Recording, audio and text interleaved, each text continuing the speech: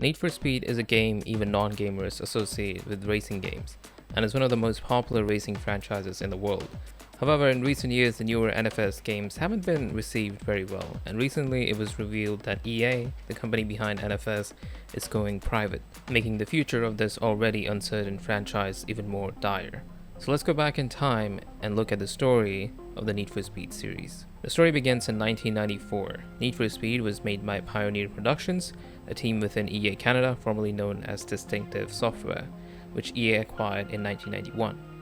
They had previously developed titles like Test Drive 2, The Duel and Stunts before the EA acquisition. The game's development was spearheaded by producer Hanno Lemke, who wanted to create an authentic driving experience that would immerse players in what it felt like to drive exotic sports cars. So, the team partnered with Road and Track magazine to ensure vehicle authenticity, using the magazine's performance data, testing information, and detailed driving impressions to recreate realistic car behavior, which is why the full title is Road and Track Presents The Need for Speed. The game featured 8 licensed sports cars, including the Porsche 911, Lamborghini Diablo, Acura NSX, and Dodge Viper, along with police pursuits and traffic vehicles. It debuted on the 3DO console in 1994 before being ported to MS-DOS in 1995 and later to PlayStation and Sega Saturn in 1996. Despite the 3DO's commercial failure, the game itself was a critical hit, praised for its realism and full-motion videos showcasing the vehicles. The success only grew as it was ported to more systems. While we don't have exact sales figures, it's safe to say it laid the foundation for one of the best-selling racing franchises. Need for Speed 2 came out in 1997, developed by EA Canada for PlayStation and EA Seattle for PC. EA abandoned the Road and Track license from the original game, opting instead to license directly with manufacturers for accurate physics and handling. The game featured 8 real-life sports cars and concept vehicles, with a special edition later adding 4 more cars. The game introduced several new features like customizable car paint, adjustable gear ratios and tires, and a showcase mode with photos, videos, and technical info about each vehicle. 3 gameplay modes were available: single race, tournament, and knockout mode, with tracks spanning North America, Europe, Asia, and Australia. However, the reception was mixed, mainly due to performance issues and graphics, especially excessive pop-in, which made the game feel less immersive, and there were also complaints about handling. Need for Speed 3 Hot Pursuit released in 1998 for PlayStation and PC, incorporating police pursuits as a major gameplay element and allowing players to race as both racers evading police and as law enforcement chasing racers. The police AI was improved significantly, utilizing various tactics including roadblocks and coordinated pursuits to stop racers. It featured 9 tracks set primarily in North American locations with varied settings and climates. Hot Pursuit was a critical and commercial success, with the PC version selling around 276,000 copies in 1999 alone. Critics praised the game for its customization, beautiful graphics, and smooth controls, and it went on to receive numerous awards. Hot Pursuit established police chases as a core element for the Need for Speed series. Need for Speed High Stakes released in 1999, also known as Need for Speed Road Challenge in Europe. The game introduced more realistic elements, including a comprehensive damage system that allowed cars to take visible and performance-affecting damage in collisions. The defining feature was the high-stakes mode, where players could wager their cars in races, creating genuine risk and consequence. Because the game featured licensed cars, EA had to convince manufacturers to allow their vehicles to sustain in-game damage. The game was well received, with critics calling it a well-rounded package. Need for Speed Porsche Unleashed released in 2000, centering exclusively on Porsche cars, with models ranging from 1950 to 2000. The game is considered the final classic Need for Speed title before EA Black Box took over development for mainline entries. It featured 2 career modes: Evolution Mode, which progressed you from 1950s models up to 2000s, and Factory Driver Mode with preset events like stunts and races. Significantly, Porsche Unleashed marked the beginning of a 16-year exclusive licensing agreement between Porsche and EA, all the way till 2016, preventing other racing games from featuring Porsche cars without EA sublicenses. The game was praised for balancing arcade-style action racing with cop chases and traffic, and simulation-like driving. Fans appreciated the attention to detail with meticulously crafted car models, historical material, and a progression system through automotive eras. Need for Speed Hot Pursuit 2 was released in 2002 and marked a transition in the franchise's development, now handled by EA Black Box, formerly Black Box Games, acquired by EA in 2002. It was made for PlayStation 2, while EA Seattle made versions for GameCube, Xbox, and Windows. Much of the game was similar to past entries, police chases, and real-life sports cars. The courses now had more shortcuts, and multiple race types were included, like delivery, sprint, and time trial challenges. It was generally favorably received on PS2, but reviews are mixed for other platforms. The black box version on PS2 won the Console Racing Game of the Year award and established itself as the primary developer for the NFS franchise. Need for Speed Underground released in 2003, focusing on vehicles associated with the import tuner scene and capitalizing on the massive popularity of the Fast and Furious film franchise from 2001. This was Black Box's second NFS title. Underground was the first NFS game to offer a comprehensive career mode with a storyline, along with a garage mode allowing players to maintain multiple fully customized vehicles. The game took place in the fictional city of Olympic and featured 20 licensed vehicles from 13 manufacturers, emphasizing Japanese imports and tuner culture. Police chases were removed to focus entirely on modding and racing. The customization system was the game's main selling point. The game was a critical and commercial success and is widely praised even today. It sold 15 million copies, making it one of the best-selling entries in the franchise. It won multiple awards and transformed street racing games in the mid-2000s. Need for Speed Underground 2 was released in 2004, made by EA Canada and EA Black Box. EA executive producer Chuck Oseja reassured fans that Underground 2 wouldn't be a simple copy-paste sequel and would have genuine improvements over the first game. It introduced an open world set in the fictional city of Bayview, where you could drive around to access races rather than using menus. It had more garage slots, more ways to spend in-game currency, and the story picked up after the first game's events. It was very well received by critics and sold 11 million copies, a significant drop from the previous game, but still highly successful. With this game, the NFS franchise, according to EA's financial reports at the time, had surpassed $1 billion in lifetime sales. Need for Speed Most Wanted came out in 2005, made by EA Canada and EA Black Box. It was made by the Underground game team, but the focus shifted to a more serious tone and a grounded city with higher stakes. The game had more in-depth police pursuits and a varied environment in the open-world map of the fictional city of Rockport, making it feel less like the concrete jungle of Underground 2's Bayview. Black Box reintroduced live-action cutscenes to the game, creating a narrative around the player competing against 15 elite racers to become the city's most wanted, seeking revenge against the rival who took their car. This was the highest point in Need for Speed history, both critically and commercially. People praise this as the greatest Need for Speed game even today. On release, it sold 18 million copies, making it the best-selling game in the series. And for context, Resident Evil 4 sold 7.5 million, Kingdom Hearts 2 reached 4.7 million, and God of War sold 4.6 million.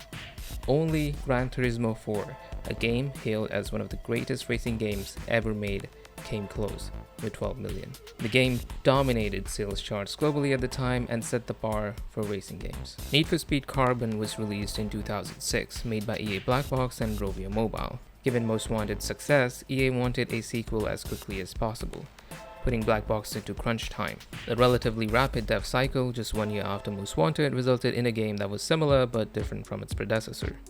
Carbon story takes place after Most Wanted, with players conducting illegal street races in the fictional city of Palmont. The game introduced new features like crew and racing wingmen, letting you give orders to teammates to help in races. It had Touge-style racing inspired by Japanese mountain courses and greater customization. While gameplay was similar to Most Wanted, Carbon reduced emphasis on police chases. It was received well, but it wasn't a massive hit like its predecessor. It sold 3.2 million copies in the US and 600,000 in the UK.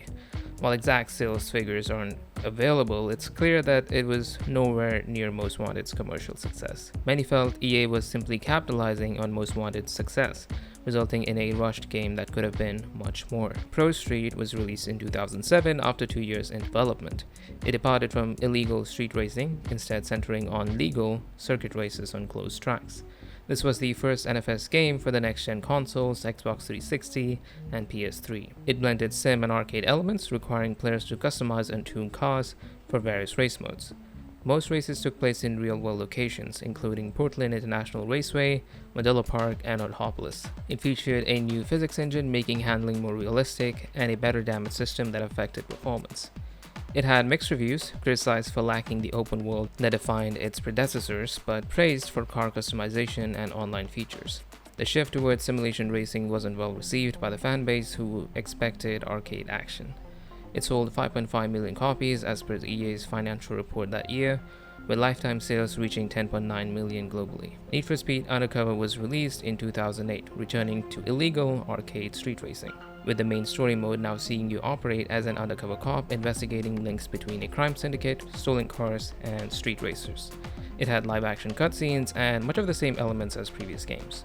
The game had mixed to negative reviews, with complaints about difficulty, story, setting, repetitive elements, and performance issues, including render speed being outrun by cars and trivially easy AI fixed by excessive rubber banding and nonsensical physics. It sold 8.9 million copies worldwide across 12 platforms spanning 2 console generations.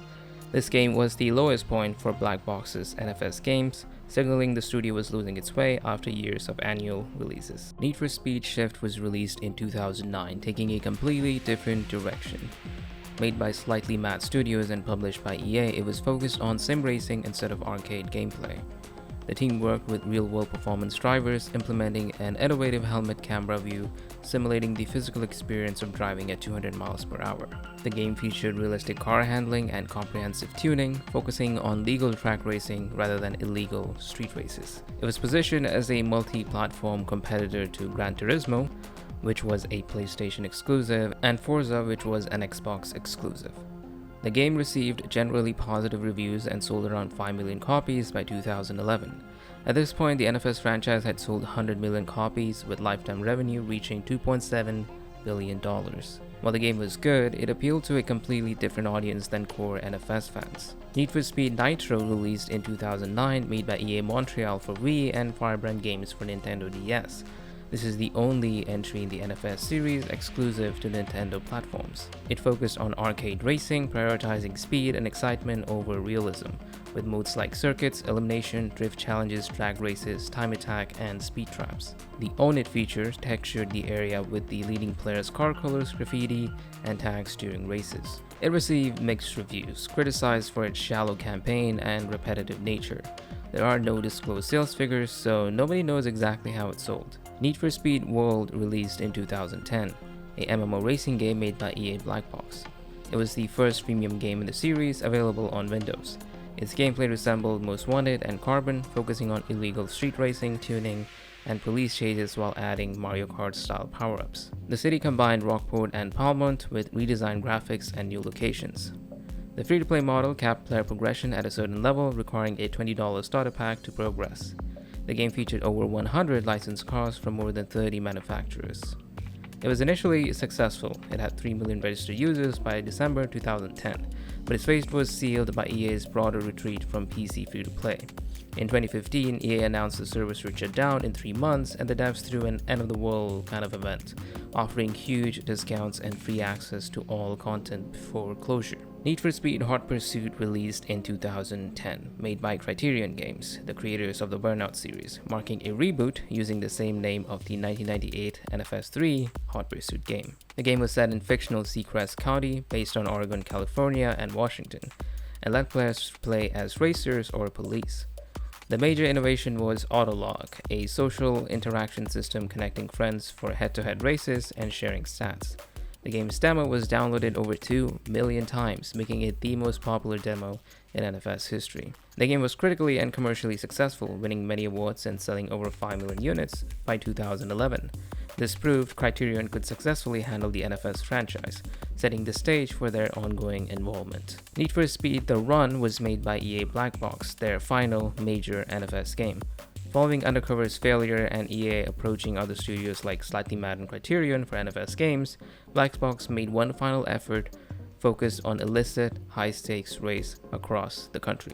Focused on an illicit high-stakes race across the whole country. The game featured races in locations including New York, Chicago, Las Vegas, and San Francisco, with a variety of real cars. Players assumed the role of Jack Ruki, participating in a massive race from San Francisco to New York. The game had mixed reviews, but it was noted as an improvement over Undercover and Pro Street. It failed to meet EA's commercial expectations, though we don't have specific sales figures. Following the run's lukewarm reception, EA shut down Black Box in 2013 after 15 years, with remaining staff assisting other EA studios. The end of an era. Need for Speed Shift 2 Unleashed was released in 2011, made by Slightly Mad Studios, serving as a sequel to the first Shift game. It featured over 145 cars and 36 tracks, including an in-helmet camera, nighttime racing, and auto-lock from Hot Pursuit. It had positive reviews, and while sales figures aren't available, it likely performed well in the simulation genre. Need for Speed Most Wanted 2012 was released in, you guessed it, 2012, made by Criterion Games. The game blended Burnout Paradise's open-world style with Need for Speed's identity, emphasizing being the most wanted among friends. It received generally positive reviews, winning many awards, and EA's financial report mentioned it performed better than the 2011 NFS run, but it was nowhere near the success of the original Most Wanted in 2005. Need for Speed Rivals was made by Criterion and Ghost Games, who had worked on Battlefield 2 and 2142. The team used the Frostbite 3 engine and introduced All Drive, a seamless multiplayer system. Reviews were mostly positive and it looked fantastic for its time. However, it had various bugs, server issues, inability to pause, and a criticized co-op AI. It sold around 7.5 million units on PS4 alone, with total sales likely much higher. With this game, leadership of the NFS series was now shifted to Ghost Games. Need for Speed 2015 was released in, you guessed it, 2015. It was made by Ghost Games. It was the 22nd installment in the NFS series and served as a formal reboot. The game was set in fictional Ventura Bay based on LA and featured 5 gameplay styles: Speed, Style, Crew, Build, and Outlaw, with overlapping stories. The game introduced a redesigned wrap editor and body modifications returned after nearly 5 years. However, the game required an internet connection at all times with no offline play, which fans disliked. It received mixed reviews, praised for its graphics, criticized for performance issues. It sold 9.7 million copies on PS4, with total sales likely exceeding 14 million. Despite its flaws, it was quite successful. Need for Speed Payback released in 2017, made by Ghost Games. The game had an action driving theme, which resulted in decisions like including bait crates, which were scripted chases with fixed routes and time limits. However, the focus was on single-player offline gameplay, unlike the previous entry. It was set in fictional Fortune Valley and featured a heist storyline with 3 characters. Controversially, Payback introduced loot box progression for car upgrades called speed cards. Reviews were mixed, with the loot box system being heavily criticized as a cash grab, harming gameplay progression.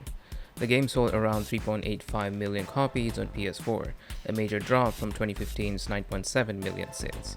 This led to shakeups at Ghost Games, and executive producer Marcus Nilsson left EA in 2018, and creative director William Ho also departed. Need for Speed Heat released in 2019, made by Ghost Games for the series' 25th anniversary.